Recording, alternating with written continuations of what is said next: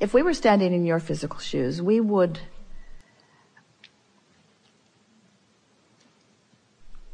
decide to be lazy. We're reaching for the perfect word. We would decide to be lazy for a little while. Because in your giving yourself permission to be lazy, you're giving yourself permission to allow your grid to fill in with everything that you've already chosen and put into your vortex. The word lazy has an unpleasant connotation, doesn't it? Because it's humans measuring themselves against other humans based upon a flawed premise. And the flawed premise is, the more you do, the more you're worth. And that is the most flawed of all flawed premises. I'd like to give you the premise that is at the basis of your universe. The better you feel, the more you allow. You could not be more deserving. You came as deserving beings into this time-space reality with powerful and clear intent. You've been mixing it up with others and defining what's important, not only to you personally, but important to you on behalf of others. You've included in your vortex the well-being of many others. In some cases, mass consciousness. In some cases, a community. In some cases, a family. But you've included in your vortex a desire for the well-being of far more than your personal self. But it is necessary for you to tend to the well-being of your personal self in order to be a productive advocate for the well-being for anyone else. In other words, you cannot give, or you cannot extend, or you cannot punctuate, or you cannot accentuate, you cannot assist anything that you are not already feeling. Which means, if you are wanting in an altruistic way to be of advantage to everyone you know, you first have got to find a way to be of advantage to yourself. Which means you want to carve out more time to be nicer to yourself. More private time. More time under the bridge. More time where others are not telling you what to do. More time when you are satisfying your own personal intention for things. If we were standing in your physical shoes and someone were to ask you to do something, we would stop in the middle of the request and we would evaluate it completely. And we would say to them, I sincerely desire to accomplish this request that you are offering. And it is my expectation that I will be able to do that since I am in this relationship with you and you are requesting it of me, employer or mate or parent or child or whoever it is. It is my expectation that I will be able to accomplish this. I just have to insert one thing in the foreground of this request. I will accomplish it for you as long as I can first accomplish ease for myself in the process. I really want you to ponder that a little bit. Esther, on one of the earlier cruises,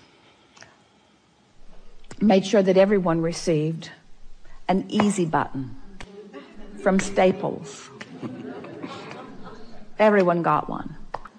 And Esther found a box of them in the attic the other day, and she spread them all around her house because she wants to amplify the ease of things, not the hardness. She wants to no longer justify the well-being that flows to her by pointing out how hard she's working in relationship to others. She wants to emphasize the well-being that's flowing to her by remembering the vibrational alignment that she is achieving. If we were standing in your physical shoes, we would do these things every day and then anything else that you have time for. We would meditate for 15 minutes every day, which means we would quiet our mind with the simple intention of allowing our cork to float. We would go outside no matter what the weather, and we'd move around in it in appreciation of this planet. We would look up and around, and we would find things to acknowledge, and we would talk about them right out loud. Esther walks through her gardens and says to everything, you are my favorite. You are my favorite. You are my favorite. You are my favorite. You are my favorite stone on the pathway. You are my favorite bird in the tree. You are my favorite flower in bloom. You are my favorite flower not in bloom. You are my favorite tree. You are my favorite bush. You are my favorite frog. You are my favorite frog. You kept me awake all night, but you are still my favorite frog. In other words, so first thing, meditate. Second thing, spend more time outside. Third thing, we would buy a notebook. We would call it my book of positive aspects. And we would fill at least 3, 4, 5 is even better, pages of positive aspects. 5 different subjects, and write the positive aspects of it. Training your vibration into that upward place. And then there is one last thing that if we were standing in your physical shoes, we would do every single day.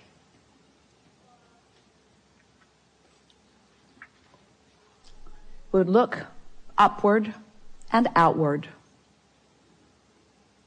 It's best if you do it outside or standing at a window. And we would acknowledge that there are universal forces that are focused right at you. We would acknowledge by calling it by name, if you have a name that you like. And we would say, I acknowledge that I am the object of your positive attention, and I'm appreciating your continual gaze on behalf of my well-being. And today, no matter where I am, no matter where I am going, no matter what I am doing, and no matter who I am doing it with, I will be in conscious awareness that you too are there with me, appreciating me, supporting me,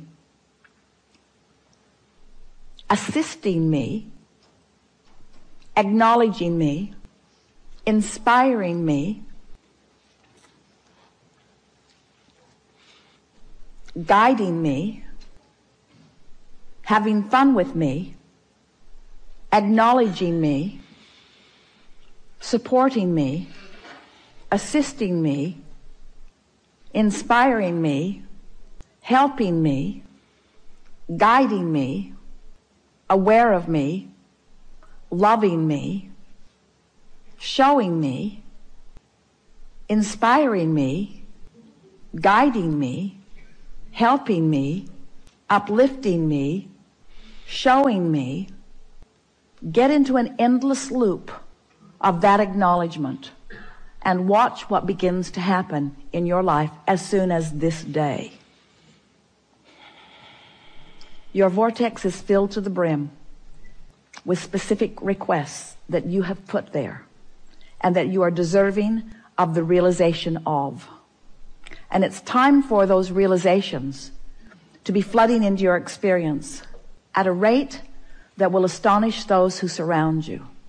It's time for you to remember what you've put there and to bring it forward active into your today experience. We've been talking to you all day from our appreciation of who you are. But even as we express it from our powerful point of knowing, we know that you don't yet know who you are. You don't, for the most part, understand the important role you play in the expansion of all that is. We stand as the beneficiaries of all of the vortices that you have accomplished, and we revel in them.